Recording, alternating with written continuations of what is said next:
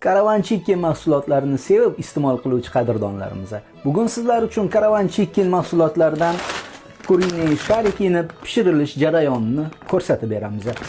Bu mahsulotni ham muzlatgichdan chiqqandan keyin xona haroratida 5 daqiqa o'ziga kelib olguncha ushlab turamiz va yog'ga cho'miltiramiz.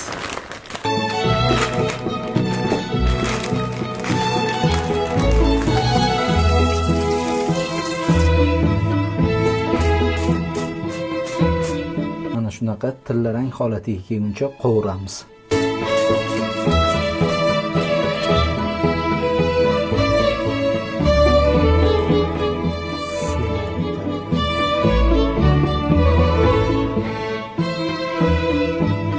Bu mahsulotimizni o'zimizda tayyorlagan chesnochniy sous bilan boshqacha ketadi. Bismillah.